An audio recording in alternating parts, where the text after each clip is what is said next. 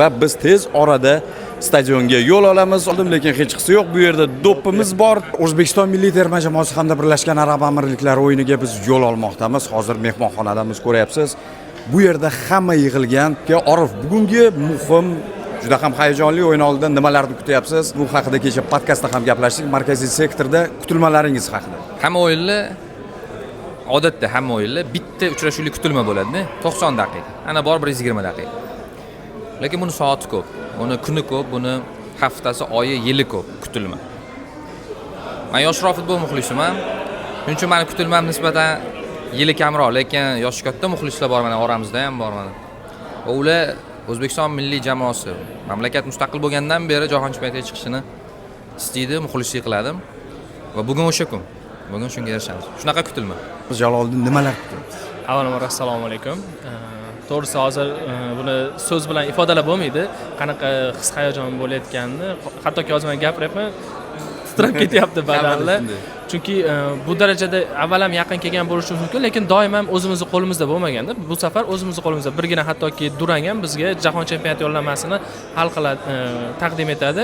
Shuning uchun muhim o'yinni stadiondan kuzatish baxtiga muyassar bo'layotganimdan avvalo xursandman va juda ham baxtliman. Sababi bunaqa o'yinni stadiondan ko'rish va jahon chempionatiga chiqqanimiz o'sha yerda futbolchilar bilan, muxlislar bilan nishonlash menimcha boshqacha bo'lsa kerak.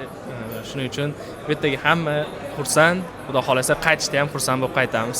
Ajoyib, rahmat Jaloliddin, stadionda ko'rishamiz. Fazliddin aka, o'yin oldidan fikrlaringiz qanday? Nimalarni his qilyapsiz va nimalarni kutyapsiz? Hayajon juda katta. Esimizdan taniganimizdan beri futbolga muxlislik qilamiz bo'ldik O'zbekistonga. Nima deydi endi? Vaziyatni hamma ko'rib turibdi, ya'ni o'zbeklarga bo'layotgan munosabatni hamma ko'rib turibdi, his qilib turibdi.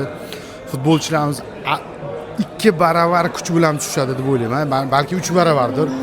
Stadiondagi muhit o'zbeklarni sektordagi kamsonlik bo'lsa ham, ya'ni ularga nisbatan kamsonlik bo'lsa ham, menimcha butun stadioni bilan qo'shib turib, ovozini o'chirib qo'yisha oladi deb o'ylayman. Bunga umid qilaman. Hisob ham shunga yarasha bo'ladi deb o'ylayman. Menimcha xudo xolasa bugun g'alabani shu yerda nishonlab ketamiz, xudo xolasa. Go O'zbekiston. Do'stlar, darhaqiqat ayni paytda ko'ryapsiz, hamma yig'ilgan bu yerda va biz tez orada stadionga yo'l olamiz. Oldimizda bizni kutayotgan o'yin bilasiz. Albatta siz kimdir stadiondan, kimdir Oynai jahon televizor orqali kuzatadi. Va hozir Farruh Xudoyorov, fikringizni bilmoqchimiz. Ha, shunday. O'yindan kutilmalaringiz. Jurnalist gapnimi? O'yin kecha ham fikr qaytaryapmiz bitta, natija, hisob umuman qiziq emas, faqat biz jahon chempionatiga chiqsak bo'ldi. Natija deganda hisob. Natija kerak bizga, 1 ochko kerak va xudo xolisa yutamiz bugun. Mana shu kelguncha qancha qiyinchiliklar bo'ldi, boshqa bo'ldi, hammasi bugun maydonda Birlashgan Arab Amirliklarini mag'lub etish orqali chiqariladi. Borg'uborlar.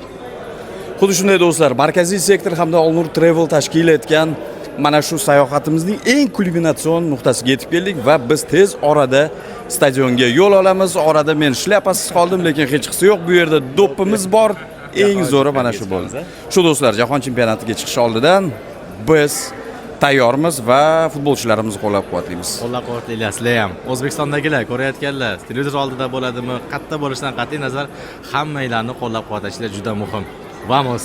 Xuddi shunday, Olg'a O'zbekiston, vamos.